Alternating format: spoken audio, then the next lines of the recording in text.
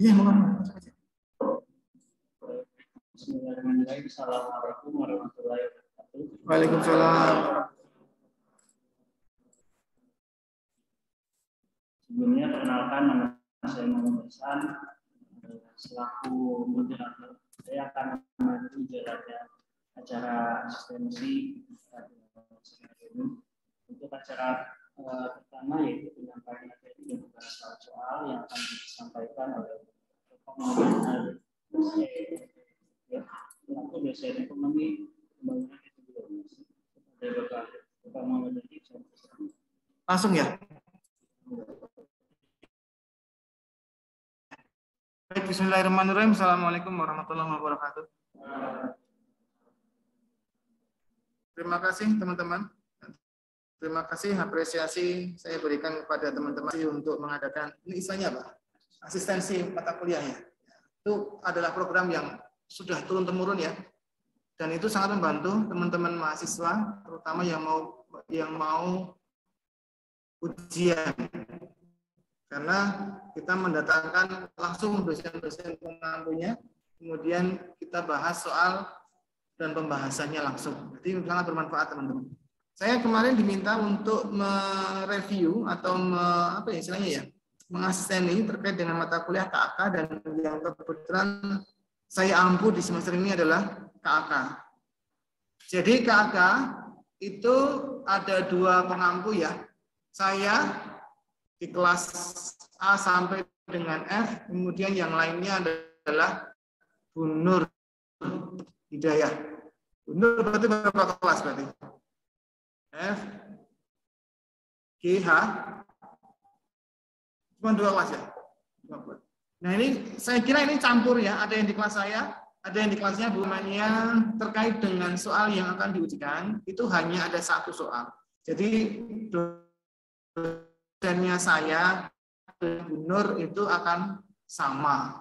Nah jadi temanya sama, soalnya sama. Kemudian penilaiannya juga sama. Nah, sekarang kita akan mulai mereview saja apa yang nanti kiranya akan diujikan. Kiranya akan diujikan kayaknya hari apa ya? Kakak diujikan tuh hari apa? Selasa ya. Selasa tanggal 19 berarti. Itu minggu pertama kan? Nah, minggu pertama. Oke.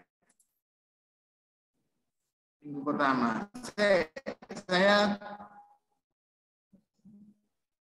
Saya berikan dulu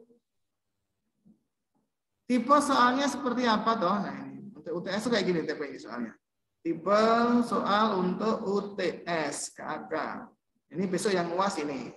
Ini UTS ini UAS. Mau dibuka sekalian UASnya? Oh jangan. Besok aja. UTS-nya seperti ini ya teman-teman. Jadi ini bukan soal yang besok, ini soal yang minggu lalu yang semester lalu. Tapi saya kira enggak beda jauh karena materi yang kita sampaikan juga sama. Contoh misalnya hitunglah nilai LV kabupaten atau kota Anda dengan metode LV statik, dinamik dan simetrik, gitu. Nah, ini kan sudah kita sampaikan. Kalau di kelas saya ini yang nomor 1 ini sudah dipakai untuk PR. Jadi tugasnya di rumah itu adalah menghitung nilai LQ di masing-masing kabupaten kota. Nah, tapi nanti semester ini yang akan kita keluarkan soalnya, nanti LQ kita tentukan. Jadi datanya kita tentukan. Jadi bukan LQ di masing-masing, karena sudah dipakai untuk tugas. Tapi sama, nanti yang dihitung adalah statik, dinamik, sama yang symmetric location quotient. Satu lagi spesialisasi dinamis, itu belum ada. Nanti kita tambahkan satu lagi. Nah, jadi teman-teman, saya mulai dari yang paling basic dulu saja ya. Sebelum ke sini, jenengan kan harus diminta untuk membuat data. Ini sekaligus untuk kelas saya dan kelasnya Bu Nur mungkin yang sedang mencari data, itu perhatikan data yang jenengan nanti akan upload. Nah, akan Anda hitung. Ini biar nggak ganggu gimana caranya ya? Oh, belum share screen ya? Oke. Sudah?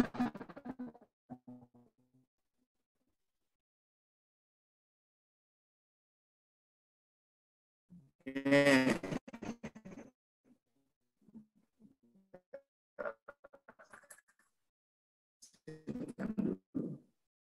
Nah, jurnal apa?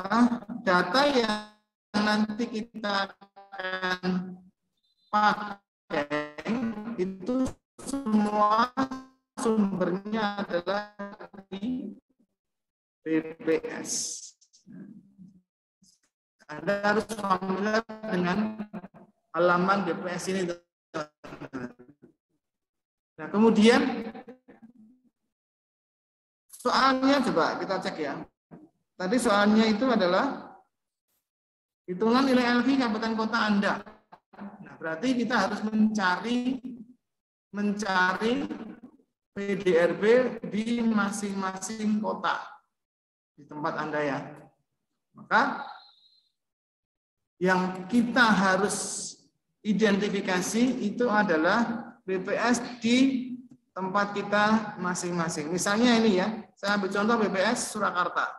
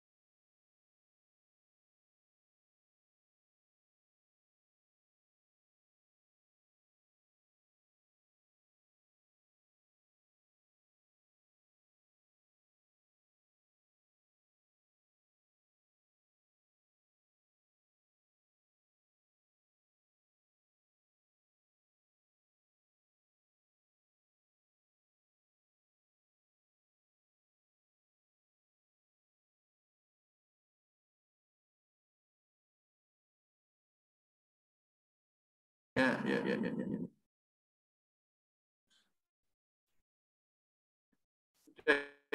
saya lancar ya. Ya.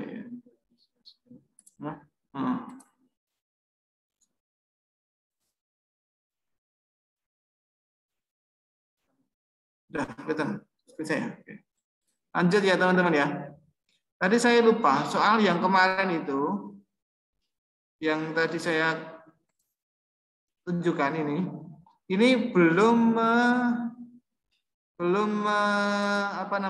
menampilkan atau belum mempertanyakan ya terkait dengan materi yang pertama, yaitu materi yang pertama.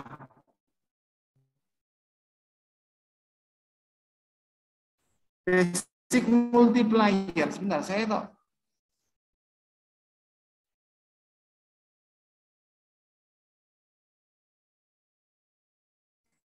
Unstable lagi nih.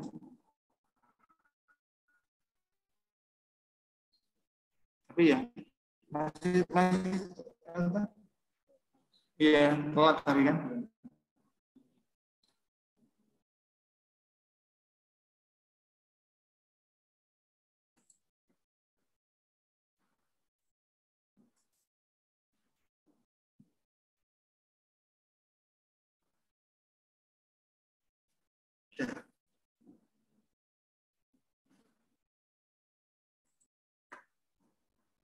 Iya, tapi kadang-kadang bikin jengkel juga ya. Di kelas. Ini tempatnya Bu Nur sudah disampaikan juga kan? Basic multiplier. Ini yang nanti akan kita tanyakan. Maksudnya nanti akan dimulai dari persoalan ini, yaitu adalah mengidentifikasi sektor basis dan non basis. Oke. Nah, ini saya mau bertanya dulu, apakah kita mulai dari mengambil data atau mulai dari analisisnya? Kira-kira mau dari yang mana? Mengambil data sudah bisa belum? Sudahlah ya. Oke, berarti saya bisa lewati ya. Yang lain bisa? Datanya bisa diambil semua dari data BPS. Ingat, sesuai dengan pertanyaan, apakah yang diminta itu PDRB-nya konstan atau berlaku? Hanya itu saja. Harus dipastikan pakai berlaku atau pakai yang konstan. Akan sangat berbeda, teman-teman. Akan sangat berbeda kapan kita menggunakan konstan, kapan kita menggunakan berlaku. Nah, kita mulai dari yang basic multiplier dulu. BM. BM itu adalah pengganda basis. Apa yang digandakan? Tergantung. Kalau kemarin yang di kelas saya, basis itu mengidentifikasi sektor basis, kemudian menggandakan apa? Tenaga kerja. Berarti kita harus punya apa? Harus punya data PDRB dan data tenaga kerja. Ya. Nah, tapi boleh juga pengganda basis itu nanti bukan tenaga kerja tetapi pengganda pendapatan. Berarti bagaimana? Ya berarti yang dipakai hanya nilai dari PDRB, contoh DIY misalnya kemarin ya. Jadi nanti kita akan menghitung nilai dari PDRB DIY. Oke.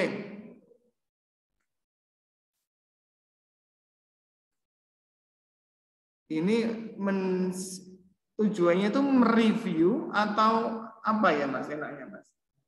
Kalau mengulang ini nggak mungkin satu pertemuan kan? Iya ya. Kita hanya review saja ya. Oke. Bagaimana rumusnya itu muncul gitu kan? Bagaimana identifikasinya, kemudian bagaimana interpretasinya gitu aja ya. Nanti enggak. Kalau saya ngulang dari awal, kita kosongin datanya semuanya, gitu dari awal, saya kira nanti nggak cukup waktunya. Iya toh? Kita review saja ya. Oke. Nah, sekarang mulai dari yang basis dulu aja. Sektor basis dan non basis. Nah, sektor basis kemarin itu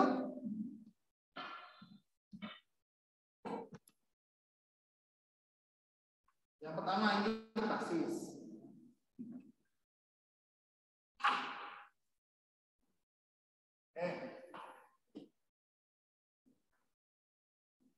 Sektor basis. Sektor basis diidentifikasi dengan apa kemarin? Dengan LV, ya nggak? LV ada berapa kemungkinan untuk basis? LV lebih dari 1 dan LV kurang dari 1, ya kan? Rumus LV bagaimana? PD, RB, I, ya toh? Di mana? Di wilayah analisis dibagi dengan total PDRB T, ya kan? Kemudian dibagi lagi dengan apa? PDB kalau dia di tingkatnya nasional, kalau di tingkatnya provinsi ya tetap PDRB kan? Kita pakai yang lebih mudah aja ya, PDB IM sama dengan apa dibagi dengan PDB. Artinya ini adalah di wilayah analisis atau studi boleh di wilayah analisis. Membandingkan apa? Membandingkan kinerja masing-masing sektor dengan total apa? Dengan total PDRB. Misalnya pertanian, kenapa muncul nilai LV sekian ya 0,6 itu langsung ya. Oke. Jadi intinya LV itu adalah membandingkan kinerja masing-masing sektor. Sektornya harus sama dengan I, ya kan? Pertanian dengan pertanian di tingkat analisis dibanding dengan pertanian di tingkat pembanding. Ini namanya pembanding. Ingat pembanding selalu berada di tingkat atasnya. Kalau kita menganalisis di provinsi, maka pembandingnya adalah nasional Indonesia. Ya. Kalau kita menganalisis LV di tingkat kabupaten kota, maka pembandingnya adalah provinsi. Selalu seperti itu. Oke.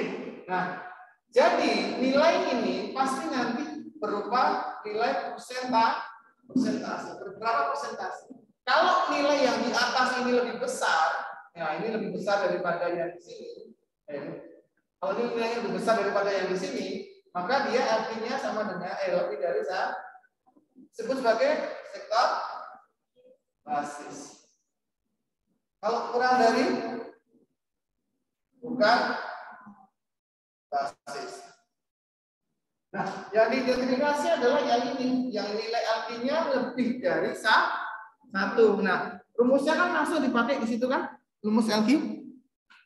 Ini nilai PDRB tahun 2021 dibagi dengan total PDRB, ya kan? Kemudian dibagi dengan nilai pembandingnya.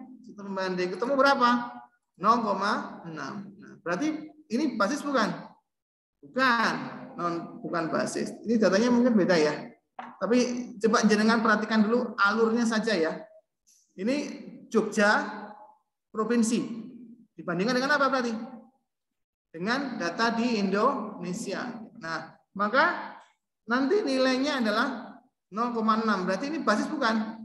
Bukan. Ini kemarin kalau tempat saya minta mengidentifikasi langsung mana yang basis, mana yang non basis. Ya, ya. Sampai di sini jelas ya. Oke, nggak ada masalah harusnya ya. Kemudian yang di bawah ini sekarang. Pengganda, multiplier.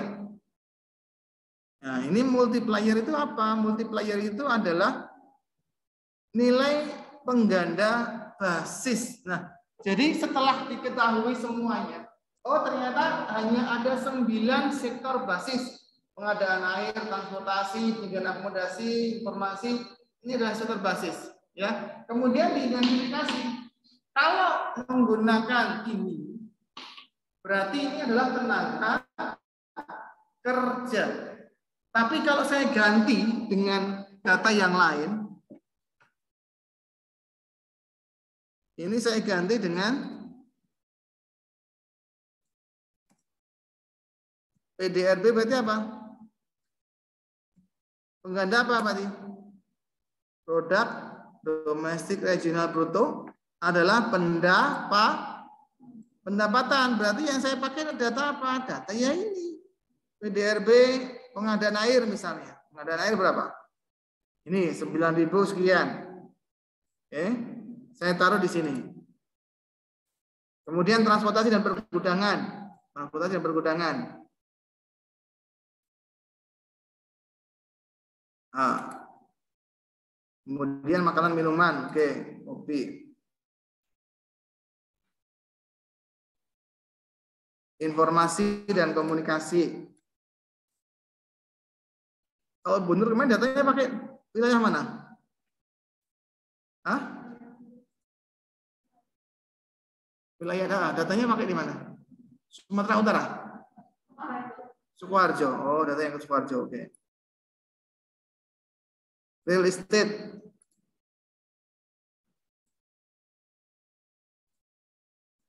Kemudian administrasi pemerintahan.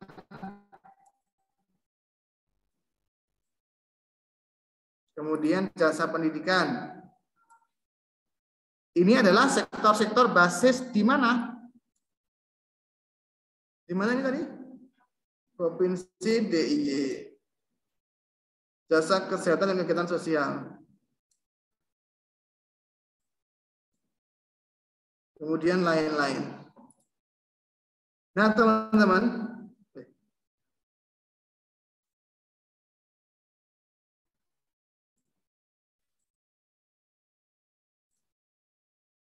nah, kalau ini dijumlah, PDRB sektor basis ini semuanya dijumlah. Ini adalah bukan tenaga kerja ya, berarti ini adalah PDRB basis. Nah, berapa nilainya? Sekian, yaitu 2.829.000 ya, 371 rupiah. Ini dalam satuan apa kemarin? Satuannya adalah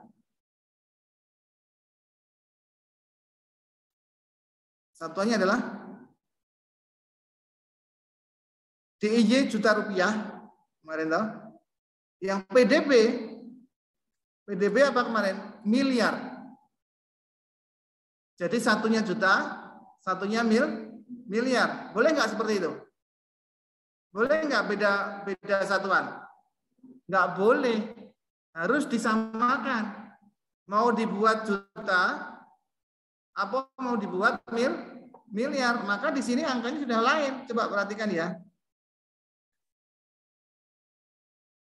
Perhatikan yang di Jogja, PDRB misalnya ya, ini 2021 misalnya. Ini 85, 84, 394. Nah, tetapi di sini sudah lain. Aduh. 8 juta ya tadi ya, sekarang tinggal 8.000. Kenapa? Karena disamakan dengan data PDB yang bentuknya miliar.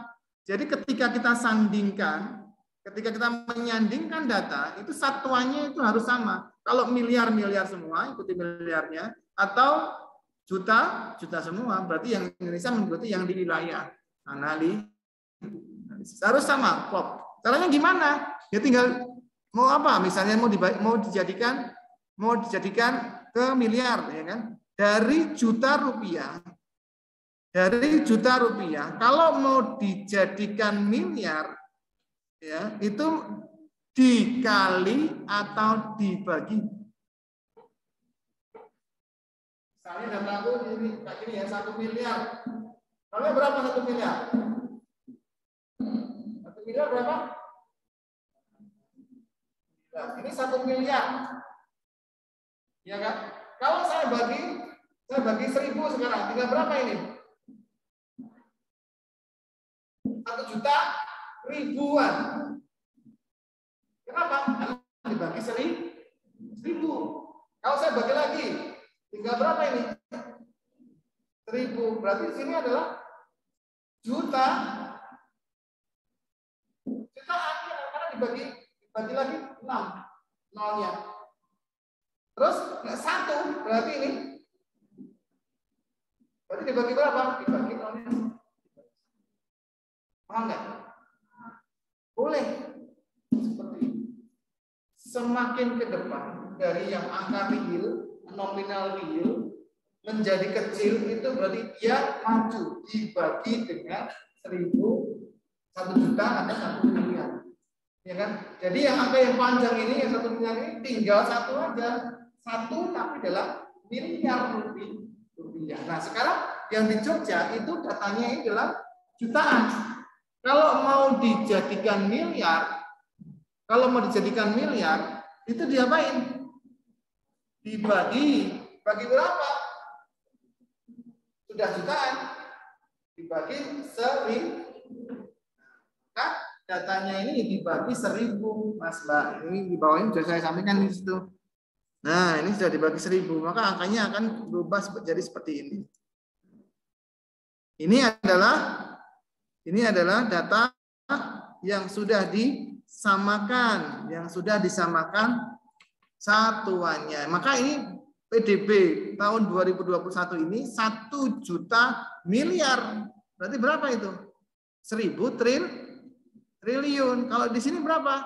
8,584. Berarti berapa ini? 8 miliar. Paham ya teman-teman ya? Nah, 8.000 miliar. 8.000 miliar. Oke, berarti 8 triliun ini kalau ditriliunkan. Paham ya? Harus sama. Apple to apple harus sama satuannya. Oke. Kemudian kalau sudah teridentifikasi, nah total PDRB DIY berapa? Total PDRB DIY berapa? Ya ini kan total PDRB DIY tahun 2021 ini 100.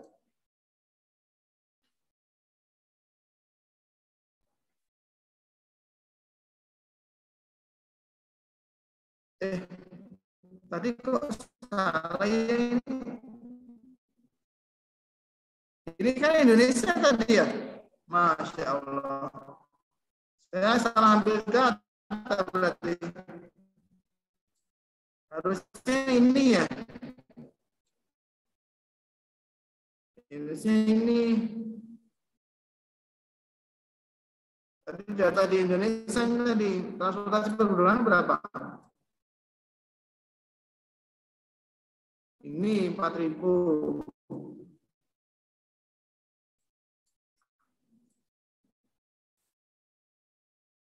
Kemudian penyediaan akomodasi 9.000. Kemudian informasi komunikasi 16.000. Real estate berapa real estate? 7.000. RSTU, OPG RSTU. Katanya aneh. Ini sama dengan, ya ini sudah masuk ini basis dari total 107.309 miliar. Berarti berapa ini? Pengganda basisnya adalah 107. Sorry.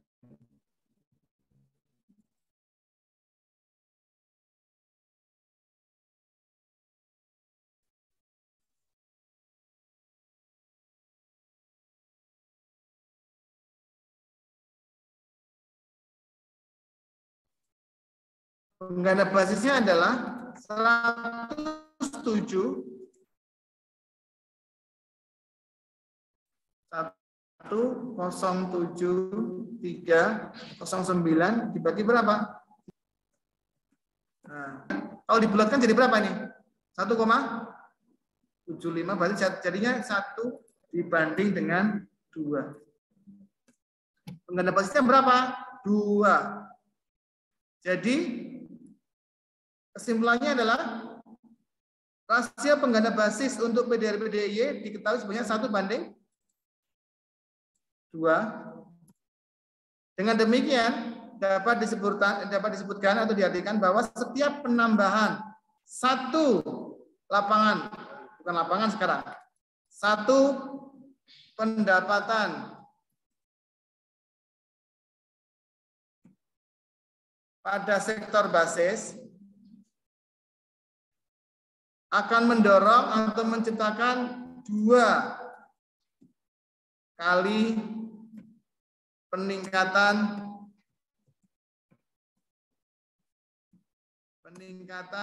PDRB non basis.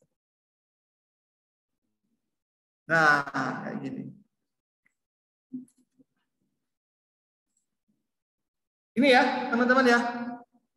Basic multiplier. Jadi dia membuat atau menghitung pembagian antara total PDRB dibagi dengan total PDRB sektor basis. Ketemulah yang namanya BM. Ini soal pertama. Bobot yang pertama berapa tadi? Soalnya di sini 30. Oh, belum, ini kan SLG, ini LG ya. Nomor 1 nanti adalah basic multiplier.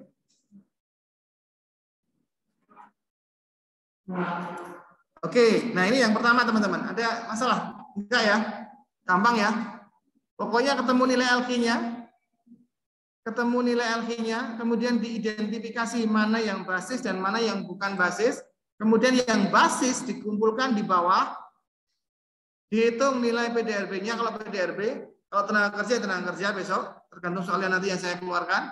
Kemudian muncul rasio namanya, rasio basis. Kalau 1,7 berarti kan kalau dibulatkan jadi berapa? 2 kan ya? Nggak bisa 3 kan? Nggak bisa. Atau 1? Enggak kan? Lebih dari setengah kan? Berarti 1:2. Oke ya? Oke. Sambil dicek lagi materi yang tempatnya Bu Nur, mungkin ada yang nggak sama, jangan bisa tanyakan sekalian.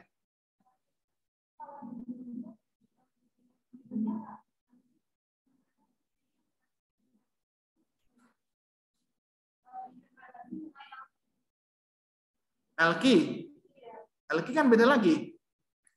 LQ nanti di sini kan? Oh ya sudah, mumpung jenengan ada, bisa. Nah berarti kan interpretasinya diginiin aja. Kan sudah sampai sini belum? BM belum? Rasio dari BM-nya 1,7 misalnya gitu ya? Oh, berarti belum selesai itu materinya. Itu 1,7 itu dibulatkan menjadi rasio basis namanya. Nah, ini mungkin jenengan nanti sampaikan ke teman-temanmu sekalian aja kalau belum. Jadi ini gunanya rasio basis itu, gunanya menghitung LQ ini, gitu. Ini untuk menentukan berapa penggandanya. Ya di sini nih tentu apa namanya endingnya itu di sini. Nah, endingnya di sini. Jadi jenengan capture atau jenengan catat nanti jenengan share aja di tempat-tempat kalian aja. Tapi yang jelas nanti saya minta sampai di sini, sampai di interpretasi hasil. Bagi kelas saya loh ya. Mungkin kelas kalian kan nggak sampai ya nggak apa-apa. Mungkin sudah dinilai oleh Bu Nur. Tapi yang kelas saya sudah sampai sini kemarin, sudah data ya. Ya nggak apa-apa. Nanti kan otoritas penilaian ada di dosen masing-masing. Tapi jelas ya, bisa dipahami ya. Oke. Sekarang yang berikutnya adalah nilai LH. Sama dengan yang tadi, nilai LH-nya sama. Tergantung tahunnya kapan kita pakai. Kalau yang pakai statis LH itu hanya dipakai pada tahun tersebut. Misalnya ini LH tahun 2021. Dia hanya boleh dipakai di tahun 2021, nggak boleh digunakan sebagai generalisasi di tahun sebelumnya atau setelahnya. Paham ya? Dia hanya berlaku untuk tahun 2021. Rumusnya gimana? Sama dengan tadi ini. Rumusnya sama. Oke.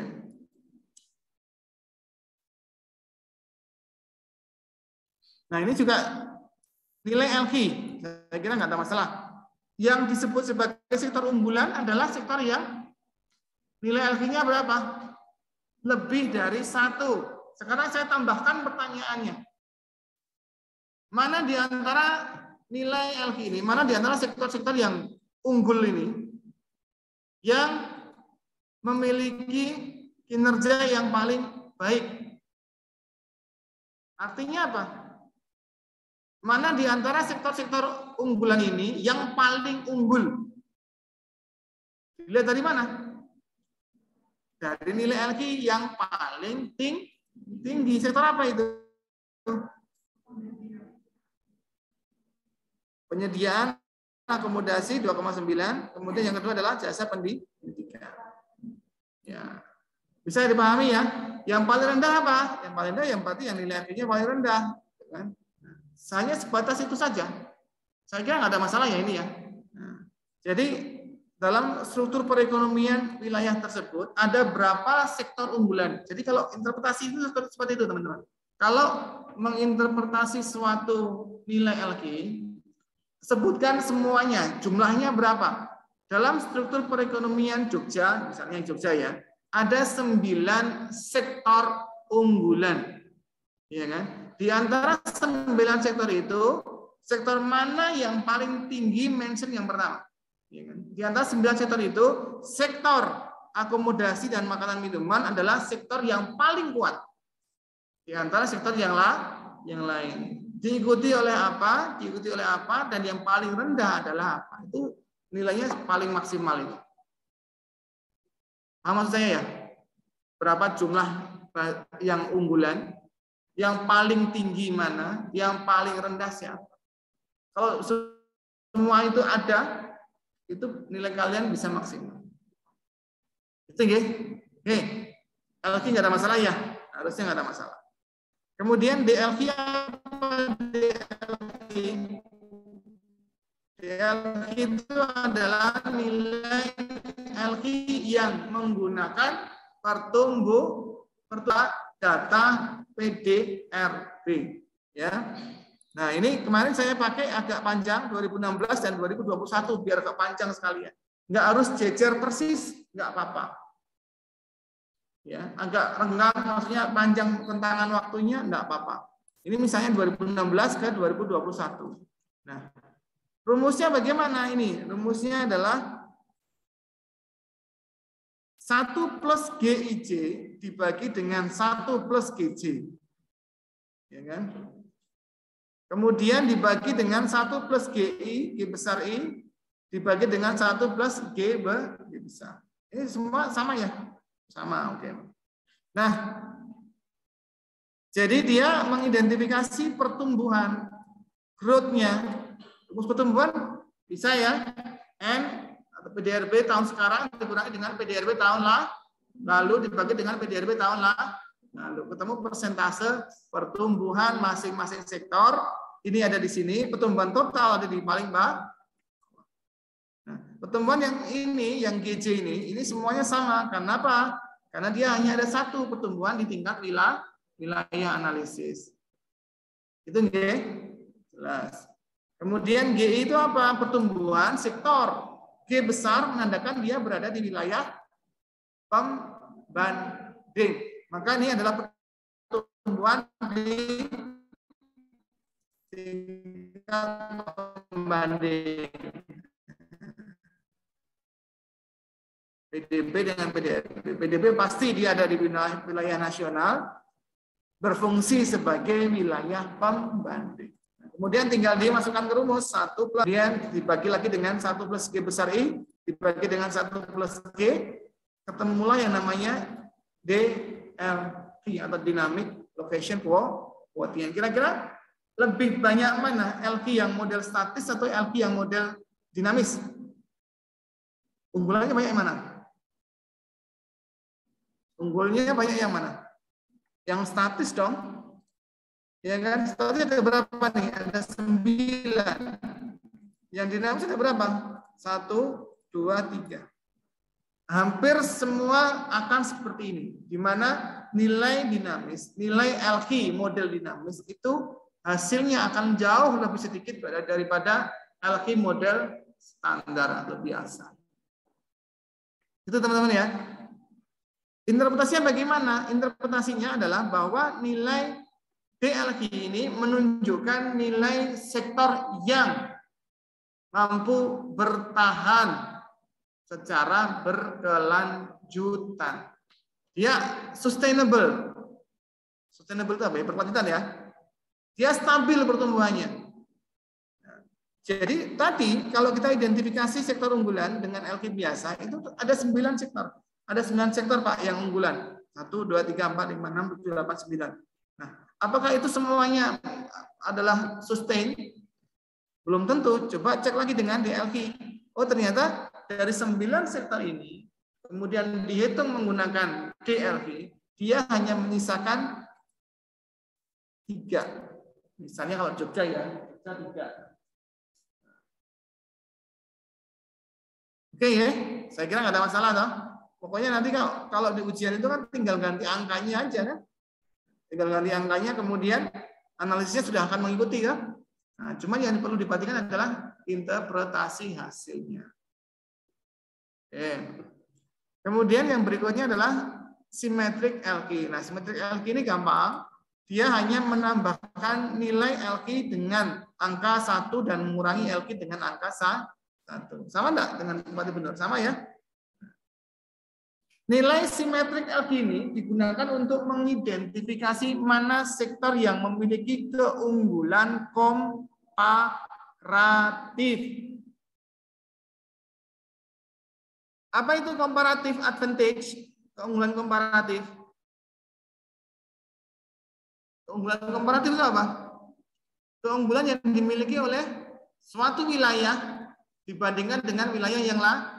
Nah, yang di-compare. Compare itu dibandingkan toh ya. Kalau dibandingkan lebih cool, oh berarti dia memiliki nilai komparatif yang lebih tinggi. Nah, ini bisa mengidentifikasi mana yang berkomparasi lebih tinggi. Oh, ternyata sektor-sektor ini, pengadaan air, kemudian pergudangan dan seterusnya. Itu sama ya semua ya. Maksudnya rumusnya sama kan? Wilayahnya lain pasti lain. Tapi yang jelas konsepnya sama. Oke. Minimal kalau symmetric LQ harus ada 2 tahun. Kenapa? Karena setelah itu akan dihitung dengan yang namanya spesialisasi dinamis SLV. SLV sudah Disampaikan? Belum. Spesialisasi dinamis ada nggak? Benar ada nggak? Pakai regresi.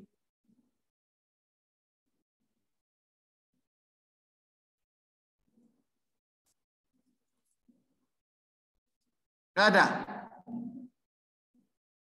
Wah, beda berarti nanti. Mau diajari? Ajari ya, biar lengkap sekalian ya. Jadi Mas yang belum tahu ya, maksudnya yang belum disampaikan, nilai LQ tahun sekarang, nilai LQ tahun sekarang itu akan dipengaruhi oleh nilai LQ tahun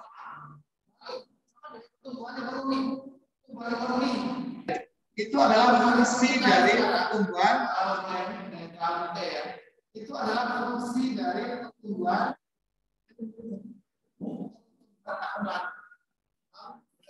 pertumbuhan yang terjadi di saat ini itu dipengaruhi oleh pertumbuhan ekonomi tahun lalu. Maka ini adalah variabel apa?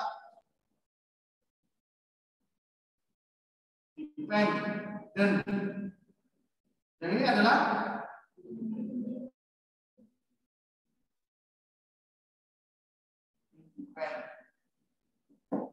sama dengan LQ.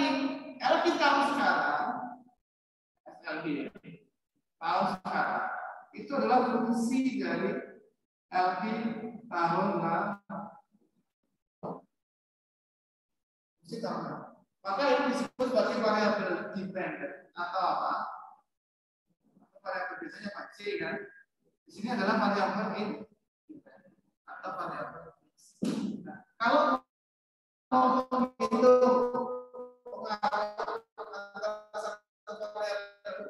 dengan variabel independent, kita pakai apa kemarin? Untuk mengetahui pengaruh, nggak sampai sini.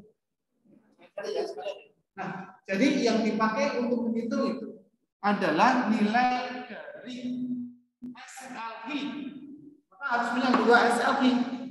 SLQ tahun sekarang sebagai variabel dependent dengan SLQ tahun lalu sebagai variabel independent. Ya. Nah.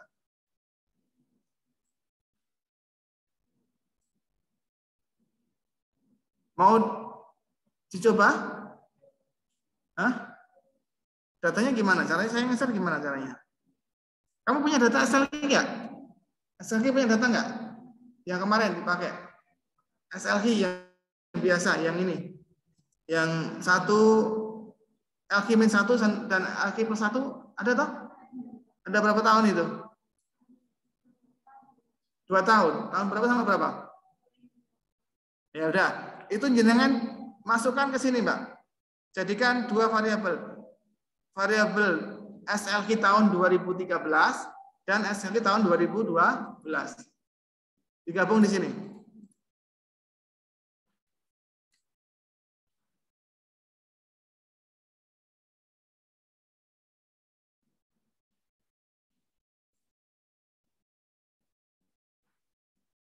Ada dua kan, tinggal dijejer toh? Contoh ini saya praktekkan aja, guys. Nah, ini kan jangan copy dulu ininya. Buat satu sheet baru. Gitu kan. New sheet gitu kan. Kemudian tambahkan dengan ini PDB lapangan usahanya dulu. Copy, paste. Oke, lapangan usahanya sudah masuk di sini. Tinggal kita 2013 dan 2000 berapa? 13 sama 12.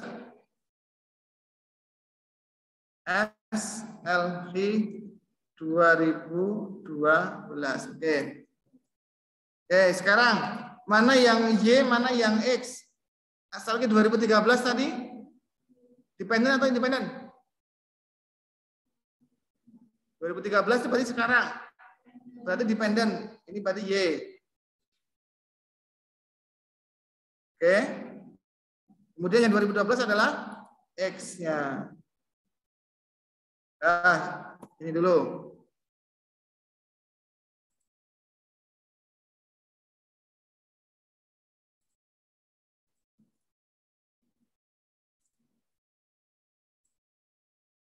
Sudah? Kalau sudah, jenengan masukkan datanya.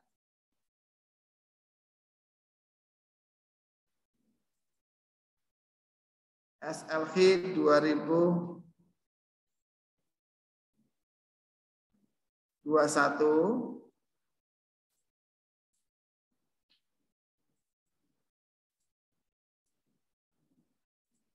paste value ya, paste value ya. X-nya adalah tahun 2012. Kok tahunnya lama banget sih? Enggak pakai yang anu tuh, yang baru tuh. Dari awal memang pakai yang 2012 ya. Enggak bisa lihat dampak COVID berarti. Paste value. Sudah ya? Nah, kemarin di kelas saya itu saya kasih pilihan, boleh pakai FUSE, boleh pakai SPSS, boleh pakai Excel. Kita pakai Excel aja. Pernah nggak ngitung regresi pakai Excel? Data analisis sudah dimunculkan? Sudah ada ya? Ya sudah. Berarti tinggal diaktifkan data, kemudian data analisis. Ada yang belum muncul komputernya? Mumpung ada saya. Sudah muncul semua belum? Klik data. Sudah, kemudian di paling kanan ada data analisis nggak? Komputer kalian? Ada? Ada yang belum? Mau dimunculkan nggak? Halo? Munculkan ya? Oke. Caranya gini, file. File. Kemudian option. Sudah? Kemudian ada add-ins. Add-ins, klik add-ins. Oke. Kemudian klik analisis toolpack. Klik analisis toolpack. Sudah? Klik go paling bawah ini. Klik go sudah? Centang yang analisis toolpack. Sudah? Klik OK. Nah. Sekarang coba cek data, kemudian di kanan sendiri ada analisis namanya data analisis. Dan itu belum? Dan nah, coba dengan klik isinya apa itu? Isinya sama dengan SPSS. Ada ANOVA, ada covarian, ada korelasi, ada histogram, ada regression. Nah, ini yang kita pakai adalah regression. Yang kita pakai adalah regression. Oke, saya berhenti dulu. Ada yang ketinggalan enggak? Semua sudah? Sudah muncul toolpack-nya? Sudah, oke. Kalau sudah ini diklik regression. Klik O. Oke. Nah, kita diminta ini sekarang. Mana variabel X, mana variabel Y-nya. Langsung kita identifikasi. Input Y range berarti ini semua kita drag ya. Klik and drag dari atas. Dari labelnya kita ambil semua. Untuk variabel dependent-nya untuk Y. Sudah? Klik di bawahnya lagi sekarang. Input X range. Kemudian diblok lagi dari atas sampai bawah. Nah, ingat karena kita menggunakan kepala tabelnya, maka di sini harus dicentang. Wajib ini, kalau enggak nanti akan ini akan terhitung nanti. Maka yang labelnya ini akan kita centang. Nah, confidence level itu apa? Alfa. Kalau 95% berarti alfanya berapa nih? 5%, 0,05. Mau diganti nggak? Ya, monggo kalau mau diganti 10% berarti kan diganti 90. Ya kan, kalau mau diganti 1% berarti kan 99. Oke ya. Nah, sekarang kita klik langsung saja. Nanti dia akan muncul di worksheet baru. Klik OK. Nah, ini hasil regresinya sudah muncul, Mas Mbak. Ada R-square-nya, ada adjusted R-square-nya, ada degree of freedom-nya. Persis sama ketika kita pakai Abuse atau SPS. Yang dipakai apa? Yang dipakai ini. Yang dipakai nilai koefisien dari beta X-nya. Berapa nilainya? 1,01. Kalau lebih dari 1, kalau nilainya positif, yang terjadi apa? Kalau nilainya positif, nah ini ya, hasilnya seperti ini ya. Kalau nilai betanya positif, maka disimpulkan bahwa terjadi kecenderungan pada sektor-sektor unggulan di provinsi DIY, contohnya di DIY, itu akan menguat. Berarti minggu depan, tahun depannya lagi akan menguat, akan menjadi positif lebih tinggi. Dengan nilai apa? Dengan nilai betanya. Kalau dia bernilai positif, maka dia akan cenderung nggak sampai sini yang mana ya? Sudah. Kan sudah tahu sekarang Pak? Oke, itu untuk LQ. LQ sampai di sini. Ya, yang diidentifikasi nilai beta, ingat semuanya ya. Yang diidentifikasi adalah nilai betanya. Kemudian berikutnya adalah analisis apa? Shift set. Shift set sudah ya? Sudah toh? Ada berapa komponen shift set? 3, yaitu komponennya dulu. Komponen di klasik ada 3 toh, NIJ, MIJ sama CIJ. NIJ itu apa? Ya, pangsa nasional atau pangsa pembanding. Artinya apa? Ini adalah perubahan nilai suatu sektor di wilayah analisis akibat adanya pertumbuhan ekonomi di tingkat pembanding. Ya. Ini adalah perubahan nilai suatu sektor di wilayah analisis akibat adanya pertumbuhan ekonomi di wilayah pembanding. Berarti nilai masing-masing sektor di wilayah analisis dikalikan dengan nilai pertumbuhan. Kalau nilai pertumbuhannya negatif, maka hasilnya juga pasti negatif. Nah, contoh misalnya ini DIJ dan Jogja. Tahun krisis, tahunnya tahun 2019, kemudian 2020 kena pandemi. Ternyata semua sektor, bagian besar ya enggak semua, itu mengalami pelemahan. Ditunjukkan dengan nilai yang negatif. Pertumbuhan nasional pun turun sebesar 1,59% atau 2%. Oke, nah akibatnya kalau kita pakai nilai NIJ, di mana kita kalikan nilai hasil PDRB sektor di wilayah analisis dengan nilai pertumbuhan ekonomi 1,59, maka dia akan menghasilkan nilai sebanyak negatif. Berarti di Yogyakarta 10 apa tadi satuannya? Miliar. Kerugian sektor pertanian di Yogyakarta akibat adanya pandemi COVID adalah sebesar 130 miliar. Oke ya. Nah, yang kedua apa? Yang kedua adalah MIJ. MIJ itu apa? Disampaikan sama Gubernur apa? Bauran industri artinya apa itu bauran industri itu? Enggak disampaikan detail. Bauran itu seperti ini. Baur itu apa tuh? Blended. Blended itu apa? Bercampur. Contohnya ini. Misalnya lingkaran ini. Nah ini ingat lagi pelajaran himpunan waktu matematika 1 ya.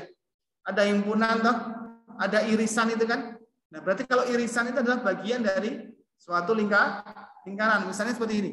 Nah contoh misalnya lingkaran besar ini adalah negara Indonesia. Total seluruh perekonomian di Indonesia. Misalnya ini ada 3 industri atau 3 sektor. Sektor pertama, sektor kedua, dan sektor ketiga. Ini kalau semuanya tanpa kita lihat ini ya, tanpa kita lihat irisannya, itu adalah semua input atau semua pendapatan sektor A, B, C, total se-Indonesia. Tapi kemudian karena PDRB atau PDB di tingkat nasional itu adalah gabungan dari seluruh PDRB di semua wilayah. Contoh misalnya Jawa Tengah, PDRB Jawa Tengah. Itu terdiri dari berapa? Ada 36 kabupaten kota. Mulai dari Sragen di wilayah timur sampai di Brebes yang wilayah barat. Dihitung semua PDRB-nya, ketemulah PDRB Provinsi Jawa Tengah. Paham ya? Kemudian Jawa Tengah tambah Jawa Barat, tambah Jawa Timur, tambah DKI Jakarta, tambah Banten, tambah Sumatera, tambah Kalimantan, tambah Papua, semuanya menjadi apa? PDB. Ya. Maka ini adalah porsinya, porsi wilayah. Jadi industri ini itu dibangun dari gabungan antara seluruh nilai di wilayah bawahnya. Nah, maka ini adalah bauran industri. Oh, berapa tuh porsinya? Wilayah analisis. Oh, cuma sekian nih. Berapa persennya? Itu bauran. Jadi berapa toh kontribusi produk kita di tingkat nasional? Nah, itu adalah bauran industri. Paham ya? Ilustrasinya seperti ini. Ini di tingkat nasional, kemudian diiris sebagian. Nah, itulah wilayah lokal atau wilayah analisis. Nah, MIJ. Rumusnya bagaimana? Rumusnya adalah nilai PDRB suatu sektor, ya kan, dikalikan dengan nilai laju pertumbuhan sektor yang sama di tingkat pembanding dikurangi dengan laju pertumbuhan ekonomi total. Ketemulah yang namanya MIJ. Jadi pengurangan antara sektor I dengan total sektoral, total pertumbuhan, dikalikan dengan nilai PDRB tahun awal, itu menjadi bauran industri. Oh, ternyata produk Yogyakarta yang membaur dengan produk yang lain, dengan wilayah yang lain adalah 274 miliar rupiah. MIJ ini juga menunjukkan nilai apa tadi? Nilai komparatif. Kalau bernilai positif, maka dia memiliki daya komparasi yang tinggi. Tapi kalau dia bernilai negatif, maka dia tidak memiliki daya komparasi atau tidak memiliki kekuatan komparasi. Tidak memiliki advantage comparison. Comparative advantage. Jelas ya? Kemudian CIJ apa? CIJ adalah komponen pangsa wilayah atau pangsa analisis. Ini adalah nilai real yang dihasilkan oleh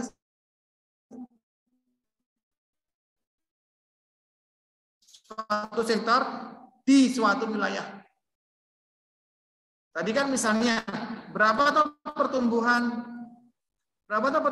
pertanian di DIY? Oh, nilainya 347 miliar, ya kan?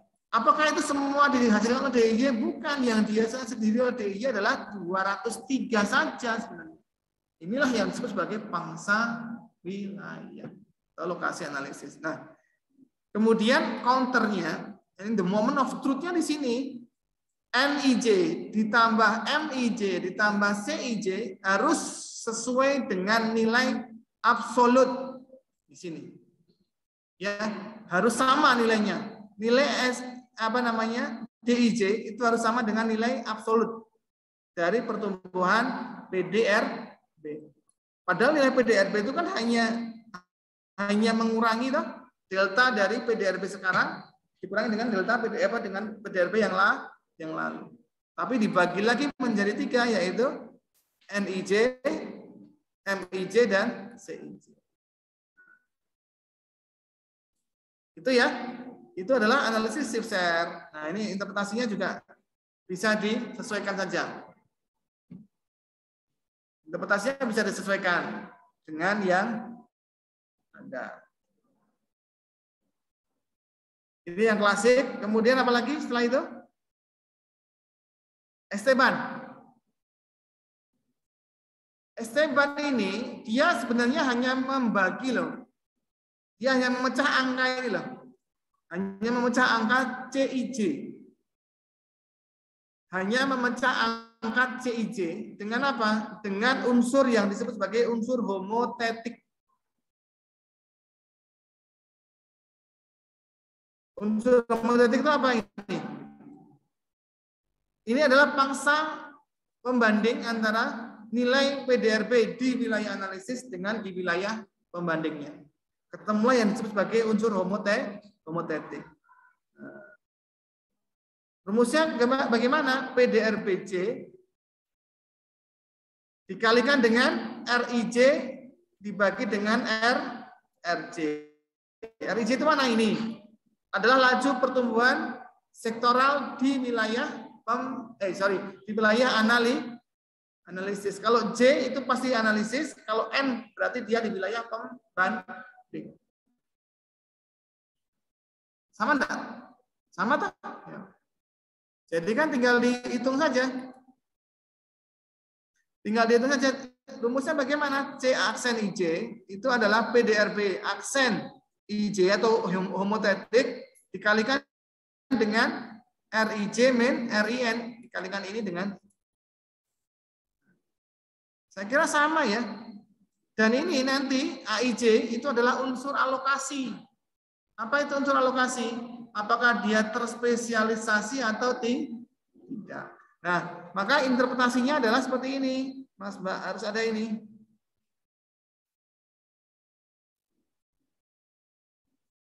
Interpretasinya akan seperti ini. C aksen IJ bernilai positif menandakan bahwa sektor tersebut memiliki daya saing. AIJ bernilai positif berarti sektor tersebut memiliki spesialisasi. Kalau saya tanyakan, sektor apa sajakah yang memiliki daya saing? Berarti cari yang apa? Cari yang C aksen IJ-nya positif. Apa aja itu? Ini hanya ada 3. Ini ada 3 apa aja itu? Ya, coba cari sendiri aja. Pokoknya yang positif dia adalah sektor yang memiliki daya saing. Kalau yang AIJ positif berarti dia memiliki spesialisasi. Anda lulus KAK jadi konsultan loh. Saya biasanya kalau buat kayak gini dibayar minimal 5 juta satu daerah, satu malam itu. Lumayan ini. Kalau kita perencana itu kan kayak gitu. Hitung LQ, shift klasen tipologi, udah selesai satu malam itu. Oh Pak, ini sektor-sektornya yang memiliki keunggulan komparatif ini, yang memiliki keunggulan kompetitif ini, yang berdaya saing ini, yang memiliki keunggulan spesialisasi ini. Sudah. Nanti kan dipilih, oh kita pilih yang ini Mas, ini. Ya, tinggal rumuskan strateginya bagaimana. Pakai SWOT. Konsultan akan sampai sana. Terakhir adalah Arcelus. Arcelus ini juga membagi nilai CIJ juga. Tetapi dengan nilai yang lain, yaitu RIJ dan RIIJ. Nah, RIIJ ini itu sebenarnya adalah untuk mengukur indeks aglomerasi. Aglomerasi itu apa? Pemusatan wilayah. Apakah terjadi aglomerasi di sektor ini?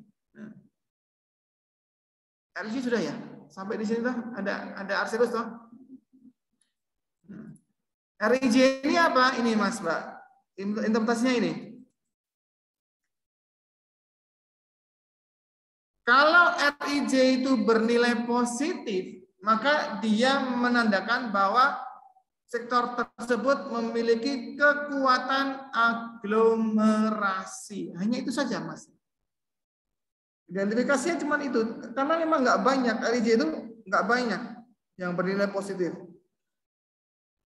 Di mana dia menandakan bahwa yang bernilai positif itu adalah sektor yang memiliki kekuatan aglomerasi. Memiliki pemusatan. Oh, pusatnya adalah sektor ini. Oh, pusatnya adalah sektor itu. Nah, kalau kita lihat nih, yang paling tinggi apa ini? RIJ di Jogja. Satu ini negatif. Nah, ini positif. Ini sektor apa nih?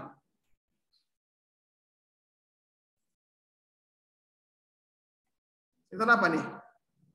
Informasi dan komunikasi, Mas Mbak. Selama pandemi COVID itu, sektor-sektor yang lain itu turun drastis sekali, anjlok sedalam-dalamnya nih. Semua negatif dan negatifnya itu ribuan. Berarti kan sampai triliun itu kerugiannya. Tetapi sektor ini, informasi dan komunikasi itu malah tumbuh positif. Artinya apa? Artinya sektor ini bertahan selama pandemi COVID. Apa toh ini? Sektor apa ini? Informasi komunikasi itu? Provider, internet, ya kan? Semua orang mager di rumah, kerjaan semua WFH, sekolah semua daring semua. Tapi dia terhubung dengan apa? Dengan internet. Nah, sektor informasi dan komunikasi ini memproksikan, menandakan atau menggambarkan bagaimana dia terbentuk dalam struktur perekonomian. Ya memang berarti masuk akal toh. Sektor ini bertahan dan semakin tinggi karena semua orang pegang HP, semua orang butuh koneksi. Akhirnya sektor komunikasi dan informasi itu meningkat sangat besar. Oh memang Yogyakarta itu berarti dia memiliki keunggulan di sektor informasi dan komunikasi. Apalagi misalnya ini juga tinggi nih. Jasa apa ini? Jasa pendidikan. Ini perhatikan teman-teman. Ini Jogja ya contohnya ya. Jasa pendidikan itu apa? Ya kayak kita ini, kita kan berada dalam sektor jasa pendidikan. Jogja banyak nggak kampus? Ya banyak banget. Mulai dari yang negeri, mulai dari yang swasta, semuanya ada. Mulai dari yang ikatan dinas dan sebagainya banyak. Sekolah seminari, keuskupan Jogja ada. Sekolah untuk ustadz banyak di Jogja. Semuanya adalah masuk jasa pendidikan. Oh ya benar, berarti Jogja ini teraglomerasi di sektor jasa pendidikan. Masuk akal berarti di situ. Oh iya, ngukur seperti itu. Nah, sampai di situ teman-teman yang diujikan besok mungkin sebagian besar sudah saya sampaikan. Mulai dari basic multiplier sampai dengan Share Arcelus. Ya. Itu saja, diikuti aja soalnya yang sudah disampaikan oleh masing-masing dosen ditulis lagi. Interpretasinya tolong dibaguskan, bahasanya tolong dibagusin. Jangan pernah sama dengan yang lain. Jangan mau di-copy, jangan mau kalau terpaksa ya, misalnya terpaksa banget nih, nggak bisa nolak, kamu copy, kamu ganti punyamu sendiri. Kamu nggak ada sama temenmu, misalnya. Ya udah saya kasih ini. Ketika kamu kasih, kamu ganti punyamu. Kenapa? Karena kemungkinannya dia akan sama dengan punyamu. Kalau sama persis, nilainya dibagi 2. Kalau sama persisnya 3, dibagi 3. Ya, kalau satu kelas sama semua ya dibagi satu kelas. Ya, hati-hati, jangan terlalu baik jadi orang, terutama ketika ujian. Itu ya teman-teman ya. Saya kira cukup. Ada yang disampaikan lagi? Ada yang tanyakan? Cukup jelas ya? Ya. Itu dari saya.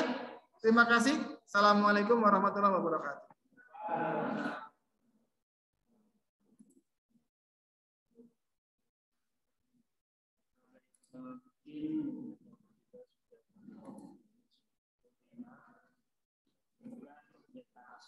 kasih pada seminar ini, terima kasih pada yang telah ya review ini juga. Terima kasih atas partisipasi teman-teman para guru dan semuanya.